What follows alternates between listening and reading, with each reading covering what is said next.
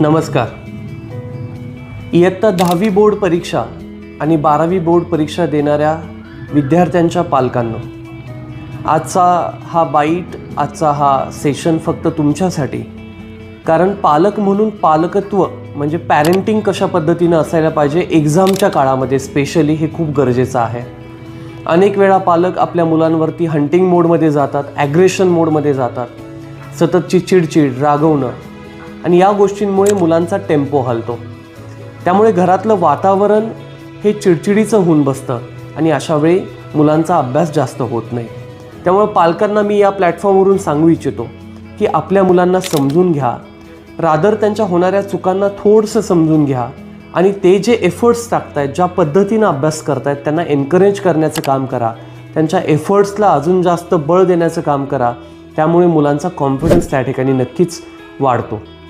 घरातलं वातावरण जर तुम्ही चांगलं ठेवलं तर ॲटोमॅटिकली मुलगासुद्धा त्याच्या साईडनं आपलं वातावरण चांगलं ठेवण्याचं काम करेल आणि अभ्यासावरती फोकस 100% त्यांचा त्या ठिकाणी वाढेल. घरामधला जो डिस्टर्बन्स आहे आपण स्वतः चेक करा की पालक म्हणून माझ्या मुलाला आज काय देण्याची गरज आहे. आपण जर घरामध्ये TV बघत असेल, सेलफोन वापरत असेल, गाणी ऐकत असाल आणि त्याचा आवाज मोठा असेल तर दुसऱ्या रूममध्ये बसणारा मुलगा किंवा आपली मुलगी 100% या गोष्टींमुळे डिस्टर्ब होणार आहे आणि त्याचा इम्पॅक्ट उद्याच्या होणाऱ्या बोर्डाच्या परीक्षेवरती होत असतो. त्यामुळे याही गोष्टी तुम्हाला त्या ठिकाणी अवॉइड कराव्या लागणार आहेत. याचबरोबर घरात होणाऱ्या पार्टीज, घरात येणारे गेस्ट किंवा बाहेर ओकेजनवरती जाणं, पार्टीला जाणं या गोष्टी टाळल्या पाहिजेत. कारण आज मुलांनी कोणता फूड इनटेक घ्यायला पाहिजे जेणेकरून जर तुम्ही त्या ठिकाणी अनहायजेनिक फूड घेतलं किंवा तुम्ही स्पायसी फूड त्या ठिकाणी घेतलं, जंक फूड घेतले तर मुलगा आजारी पडण्याचे चान्सेस वाढतात. आणि एकदा मुलगा जर आजारी पडला, त्याची बॉडी ॲसिडिक झाली, पॉयझनिक बॉडी झाली तर पुन्हा रिकवर व्हायला वेळ लागतो आणि नक्कीच या 2-3 आठवड्यामध्ये या एक्झामच्या पिरियडमध्ये तुम्हाला हे परवडणारं नाही आहे.